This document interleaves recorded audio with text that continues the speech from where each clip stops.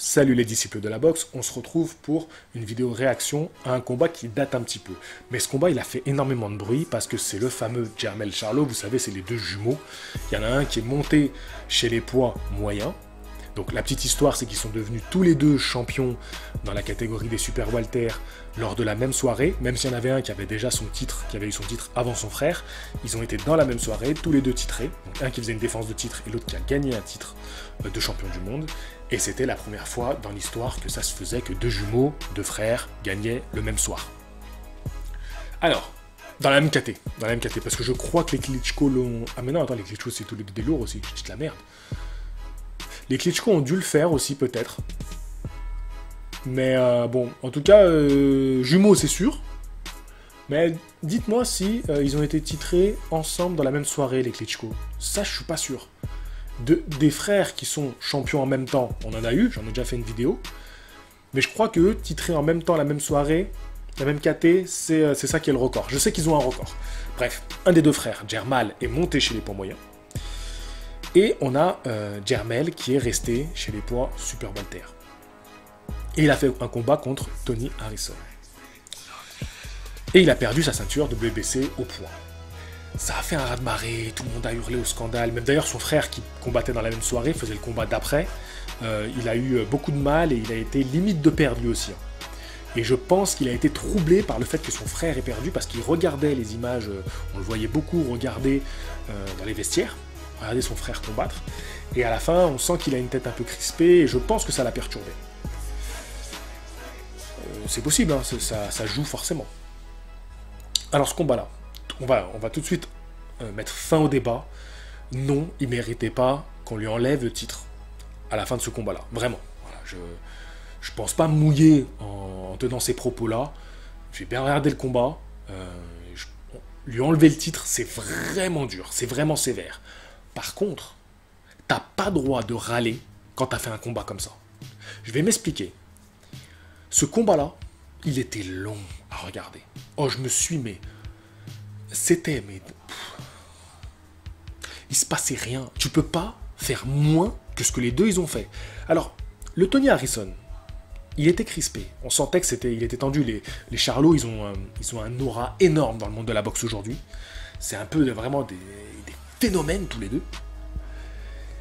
Et c'est vrai qu'il y avait une tension du côté de Tony Harrison, mais il a fait ce qu'il devait faire. Il aurait pu en faire plus, on aurait pu lui dire d'aller en faire plus, mais au final, il a gagné. Donc, qu'est-ce que tu as envie de lui reprocher? Mais c'est du côté de Jermell.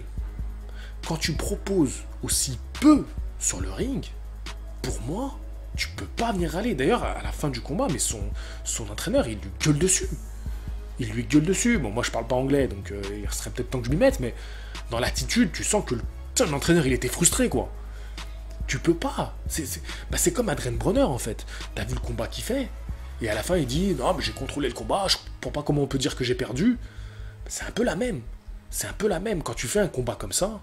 Alors, je le dis, hein, c'est sévère, parce que Tony Harrison, il était d'une activité à peine meilleure. Hein. Je sais pas si en termes de débit de coups, il a été meilleur. Mais tu peux pas te plaindre quand tu proposes ça. Je suis désolé. Ben, remets-toi en question, regarde le combat, regarde un peu l'activité sur le ring, parce que c'est aussi une question d'activité. C'est pas des échecs, hein, on n'est pas là, on pose un pion, mais l'autre, ah, t'as été plus intelligent, oui, là, tu m'as chopé un pion. Non, c'est de la boxe, c'est du sport, il faut qu'il y ait une activité sur le ring. Parce que les juges, ils jugent aussi ça. Hein. Ça fait partie aussi des critères qui font que le juge, il va faire pencher le round. Et quand tu proposes rien comme ça, même si t'es champion en titre, à un moment... C'est une attitude qu'on retrouve beaucoup chez les poids lourds. Parce qu'ils savent que sur un coup, ça peut être terminé. Donc ils veulent pas se livrer, ils attendent. Donc souvent, surtout avec les années Klitschko, c'était les combats, ils étaient longs. Ben là, il nous a fait une Klitschko. Alors, d'une qualité technique qui a des années-lumière de Klitschko, parce que Charlo, ça rigole pas. Hein. En boxe, c'est magnifique ce qu'il fait. C'est une pure merveille. Tu regardes son attitude, tu regardes son jeu de jambes, tout, la totale. Mais tu fais rien. Tu fais rien. Les rounds, ils sont longs. C'est incroyable. Donc c'est un peu un coup de gueule contre les Charlots parce que je suis pas fan de leur attitude hors du ring. Après ça regarde que moi. Moi, je suis là pour critiquer, analyser avec ma petite personne, ce qu'ils font sur le ring, ce qu'ils font en dehors. Voilà, tant que c'est pas des violeurs, tu vois, je veux dire, des trafiquants de drogue, tout ce qui se dope pas, je veux dire, bon, ils m'énervent, mais voilà. Mais là, sur le ring, on regarde ce que tu fais sur le ring. Qu'est-ce que tu veux? Regarde, un Jarrett Hurd. En termes de qualité de boxe, il est loin d'un Charlo, mais loin. Mais par contre, il fait son combat. Tu vois son combat contre Lara. Tu sais quoi, tu compares juste les deux. Tu auras Jarrett Hurd contre Lara et tu regardes Jermell Charlo contre Tony Harrison. Tu vas comprendre de quoi je parle. Tu veux même être round par round l'un à côté. Tu vois l'activité. Tu vois l'intensité. Tu vois le mec qui a la niaque, qui a envie, qui va chercher la ceinture. Ou qui va chercher à la garder. Tu vois Charlo qui est là, on dirait qu'il fait des pauses pour les photos Instagram, tu sais. Tu vois, je sais pas si vous saisissez. Donc, oui, les Charlots sont des super boxeurs. Oui.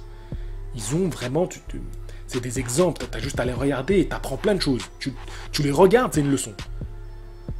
Mais, tu peux pas pleurer à la fin du combat quand t'as fait ça. Et je suis persuadé que son entraîneur, il lui a dit la même chose. Tu peux pas, tu peux... dire, mais écoute, mec, fallait en faire plus. Fallait aller chercher les rounds. Tu l'as pas fait. Voilà, c'est ma réaction à ce combat-là. Donc, je remets en question un peu les Charlots.